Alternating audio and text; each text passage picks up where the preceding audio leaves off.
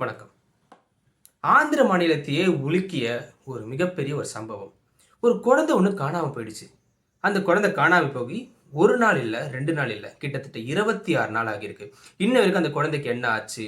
அந்த குழந்தை உயிரோட தான் இருக்கா? இல்லையான்னு சொல்லிட்டு போலீஸால இன்னைக்கு வரைக்கும் கண்டுபிடிக்க முடியல. அப்படி இந்த குழந்தை எப்படி காணாம போச்சு? அதுவரைக்கும் அவங்க அம்மா, அப்பா என்ன பண்ணிட்டு இருந்தாங்க? இந்த கேஸ் ஏன் இன்னும் 26 நாளா முடிக்க முடியாம போலீஸ் திண்டாடிட்டு இருக்காங்கன்னு சொல்லிட்டு, இந்த வீடியோ ஃபுல்லா பாருங்க. அப்பதான் உங்களுக்கு தெரியும். இது போல இன்னும் நெறைய நியூஸ் அப்டேட்ஸ், இன்னும் நெறைய விஷயங்கள் நீங்க வந்து தெரிஞ்சுக்கணும்னா, நம்மளுடைய சேனல சப்ஸ்கிரைப் பண்ணிடுங்க. பக்கத்துல இருக்க அந்த பெல் ஐகானையும் வந்து பாத்தீங்கன்னா கிளிக் பண்ணிடுங்க. அப்பதான் நான் போடுற வீடியோஸ் உங்கள வந்து சேரும். ஸோ, இப்போ இந்த விஷயம் என்னன்னு சொல்லிட்டு வாங்க வீடியோக்குள்ள போய் பார்க்கலாம்.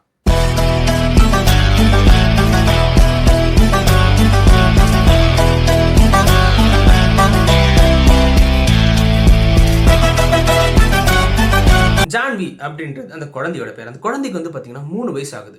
அந்த குழந்தையோட அப்பா பேர் வந்து பார்த்தீங்கன்னா, சுங்கரா கணேஷ். அம்மாவோட பெயர் பவானி. இவங்க எங்க தங்கியிருக்காங்கன்னு பார்த்தீங்கன்னா, ஆந்திர மாநிலத்தில காக்கிநாடா டிஸ்ட்ரிக்ட்ல துணி அப்படின்கின்ற ஒரு ஊர்ல தான் இவங்க வந்து தங்கியிருக்காங்க. இவங்களோட வேலை என்னன்னு பார்த்தீங்கன்னா, அவங்க கிட்ட ஒரு 50 ஏக்கர் பாம் ட்ரீஸ், அதாவது பனை மரங்கள் உள்ள ஒரு இடங்கள் இருக்கு. அத வந்து பராமரிக்கிறது தான் இவங்களுடைய வேலை. ஸோ அந்த இடத்துக்கு நடுவுல தான் இவங்களோட வீடும் இருக்கு. அவங்க வீட்ல சிசிடிவி கேமராவும் இருக்கு. ஸோ, அவங்க அப்பா வந்து பார்த்தீங்கன்னா, டெய்லியும் அந்த வேலைக்காக தான் போயிட்டு ரிட்டர்ன் வீட்டுக்கு வருவாங்க. இப்படி தான் ஒரு நாள், அதாவது ஜூன் 6ஆம் தேதி அவங்க அப்பா அந்த வீட்ட விட்டு வெளிய போறாங்க. அவர் வெளிய போறத பார்த்துட்டு அந்த குழந்தை, அந்த 3 வயசு குழந்தை, அவங்க அப்பா பின்னாடியே ஓடி போறா. அவங்க அப்பா இது எல்லாத்தையும் பார்த்துட்டு, அந்த குழந்தைய மறுபடியும் கூட்டிட்டு வந்து வீட்டுக்குள்ளேயே விட்டுர்றாரு. வீட்டுக்குள்ள விட்டுட்டு மறுபடியும் கிளம்பி போறாரு. கிளம்பி போனதும், அந்த குழந்தை மறுபடியும் பார்த்துட்டு, அவங்க அப்பா பின்னாடியே ஓடி போகுது. அந்த அப்பாவுக்கு தெரியல குழந்தை பின்னாடி ஓடி வர்றது. ஸோ, இந்த குழந்தை ஓடி போறத பார்த்துட்டு அவங்க வீட்டோடைய வளர்ப்பு நாய்.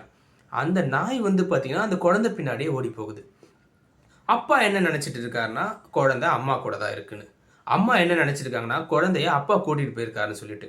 ஸோ, இவங்க 2 பேருக்குமே தெரியல, அவங்க கிட்ட குழந்தை இல்லன்னு சொல்லிட்டு. ஸோ, இதுக்கப்புறம் அந்த குழந்தை எப்படி காணாம போயிருக்கா? இது எல்லாமே வந்து பார்த்தீங்கன்னா, சிசிடிவி கேமரால ரெக்கார்ட் ஆன ஒண்ணு. இதுக்கப்புறம் என்ன நடந்தது அப்படின்றத நம்ம யாருக்குமே தெரியாத ஒரு விஷயம். அதுக்கப்புறம் அந்த குழந்தைய யாரோ ஒருத்தர் வந்து பார்த்தீங்கன்னா, அந்த கிராமத்து ஆள் வந்து ஒரு இடத்துல பார்த்துருக்கார்.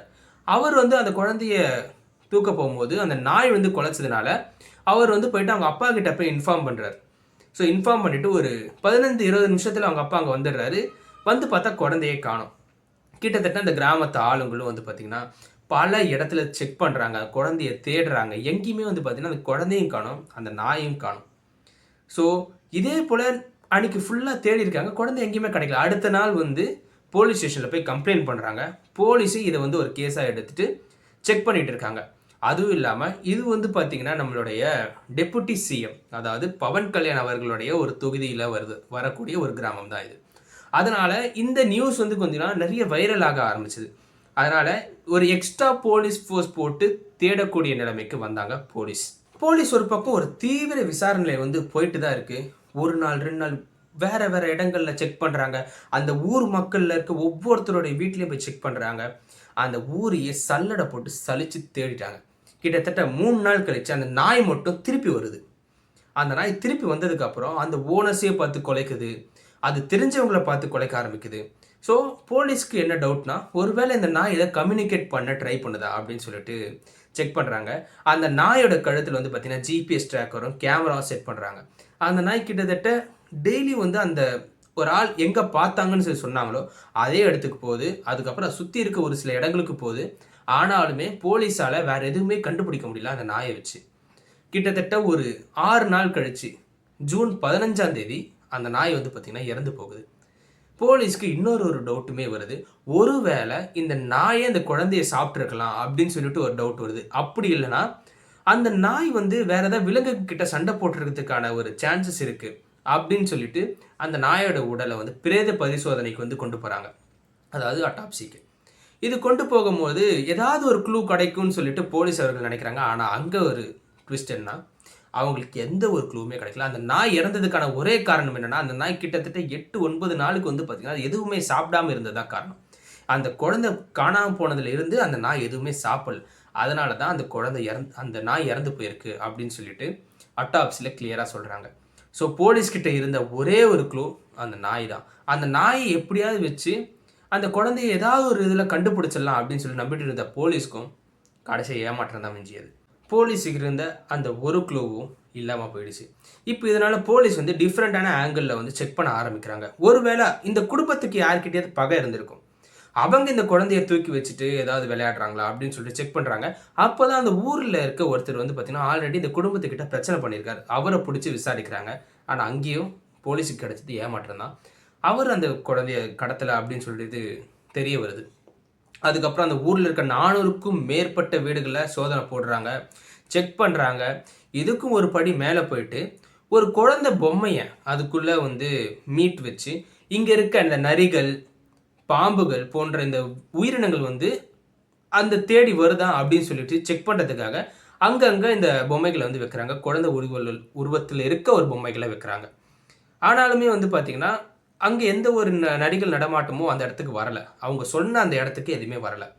இன்னும் ஒரு படி மேலே போய் அந்த ஊர் மக்கள் எல்லாம் என்ன சொல்கிறாங்கன்னா, இது வந்து ஒரு அமானுஷ்யமான விஷயமாவும் இருக்கலாம் அப்படின்னு சொல்லிட்டு சொல்கிறாங்க. எதை வச்சு சொல்கிறாங்கன்னு பார்த்தீங்கன்னா, அந்த குழந்தை காணாமல் போனதுக்கப்புறம் அந்த ஊர் மக்கள்லாம் இறங்கி தேட ஆரம்பிச்சிருக்காங்க. அப்போ தேடும் பொழுது பார்த்தீங்கன்னா, கிட்டத்தட்ட 3 மணி நேரத்துக்கு விடாமல் மழை பெஞ்சிருக்கு. இது இதனால வந்து அது வந்து ஒரு ஒரு அமானுஷ்யமான விஷயமாவும் இருக்கலாம். அந்த குழந்தை காணாம போனதுக்கு ஒரு அர்த்தமாவும் இருக்கலாம் அப்படின்னு சொல்லிட்டு அந்த ஊர் மக்கள் வந்து சொல்ல ஆரம்பிச்சாங்க.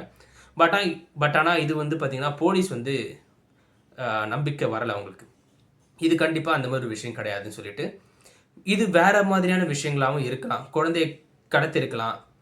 இந்த ஹியூமன் டிராஃபிக்கிங், சைல்ட் டிராஃபிக்கிங் அந்த மாதிரியான விஷயங்களா கூட இருக்கிறதுக்கு சான்சஸ் இருக்கு. இன்னமும் வந்து பார்த்தீங்கன்னா, அந்த மலைகளுக்குள்ள வந்து பார்த்தீங்கன்னா, மலைப்பாம்புகள் இருக்க நெறைய சான்சஸ் இருக்கு. அது ஏதாவது வந்து பார்த்தீங்கன்னா, விழுங்கி இருக்க சான்சஸ் இருக்கா அப்படின்னு சொல்லிட்டு போலீஸ் ஒரு பக்கம் இதையும் இன்வெஸ்டிகேட் பண்றாங்க. கிட்டத்தட்ட 400க்கும் மேற்பட்ட போலீஸ வந்து பார்த்தீங்கன்னா, இந்த ஒரு விஷயத்துக்காக இறக்கியிருக்காங்க. ஆனா, இன்னைக்கு வரைக்கும் அந்த குழந்தை என்ன ஆச்சுன்ற ஒரு க்ளூ கூடமே கிடைக்கல. வேட்டை விலங்குகள் ஏதாவது பண்ணிடுச்சா அப்படின்னு சொல்லி செக் பண்ணியிருக்காங்க. கிடைக்கல. ஒருவேளை அந்த குழந்தைக்கு எதிரானவங்க, அதாவது அந்த ஃபேமிலிக்கு எதிரானவங்க யாராவது எதாவது பண்ணியிருக்காங்களான்னு சொல்லி பார்த்தாங்கன்னா, அதுவும் இல்லை. அந்த நாய் ஏதாவது பண்ணிடுச்சுன்னு சொல்லி நினச்சாங்கனாலும் அதுவும் கிடையாது. அப்போ அந்த குழந்தை எங்கே தான் போயிருக்கு? ஒருவேளை அங்கே இருக்க அந்த 6 குளங்கள், அந்த ஏதாவது அந்த மாதிரியான விஷயங்கள் ஏதாவது நடந்திருக்குமா அப்படின்னு சொல்லி செக் பண்ணி பார்த்துருக்காங்க. அதுவும் இல்லை. அந்த இடத்தையும் ஃபுல்லாக செக் பண்ணிட்டாங்க. இது என்னதான் ஆக்கியிருக்குன்னு சொல்லிட்டு இன்ன வரைக்கும் போலீஸால் கண்டுபிடிக்க முடியல. இப்போது அந்த டாஸ்க் ஃபோர்ஸ் வந்து பார்த்தீங்கன்னா கொஞ்சம் கொஞ்சமாக குறைச்சிருக்காங்க. ஏன்னா எந்த ஒரு க்ளூவுமே இல்லை. எந்த பக்கம் போனாலுமே வந்து பார்த்தீங்கன்னா ஒரு ஃபுல் ஸ்டாப் தான் வருது. மிஸ்ஸிங் கேஸ் வந்து பார்த்தீங்கன்னா டெப்யூட்டி சிஎம், மினிஸ்டர்ஸ், கலெக்டர்ஸ், போலீஸ்னு சொல்லி எல்லாருமே தீவிரமாக விசாரணை பண்ணாங்க. ஒருத்தர் விடாமல் எல்லாருமே விசாரணை பண்ணாங்க. ஒரு படிக்கு மேலே போயிட்டு அவங்க அம்மா அப்பாவே சந்தேகப்பட்டு போலீஸ் அவர்கள் வந்து பார்த்தீங்கன்னா விசாரிச்சாங்க. ஒருவேளை இவங்களே ஏதாவது ஒன்று பண்ணிட்டு ஒரு நாடகம் ஆடுறாங்களா அப்படின்ற ஒரு கோணத்திலும் போலீஸ் அவர்கள் விசாரணை பண்ணாங்க. ஆனால் எந்த ஒரு க்ளூவுமே கிடைக்கல. அதுவும் இல்லாமல் அந்த குழந்தை காணாமல் போன நாள்ல இருந்து முன்னாடி யாராவது அங்கே வந்து தங்கியிருக்காங்களா அப்படின்னு செக் பண்ணதில் ஐடி ஸ்டூடெண்ட்ஸ் வந்து கேம்ப் போட்டு தங்கியிருக்காங்க. அவங்களையும் கூப்பிட்டு விசாரிச்சிருக்காங்க. அவங்க கிட்ட இருந்து ஏதாவது ஒரு இன்ஃபர்மேஷன் கிடைக்குமா அப்படின்னு சொல்லி செக் பண்ணியிருக்காங்க. எதுவுமே இல்லை. அனிமல் மார்க்ஸ் ஏதாவது அங்கே கிடைச்சிருக்கா அப்படின்னு கேட்டிங்கன்னா அதுவும் இல்லை. அப்போ இந்த குழந்தைக்கு என்னதான் ஆச்சு? இது வந்து ஒரு ஒரு அன்சால்வ்டு மிஸ்ட்ரியாகவே இருக்குது இன்ன வரைக்கும். 26 நாள் கடந்துருச்சு.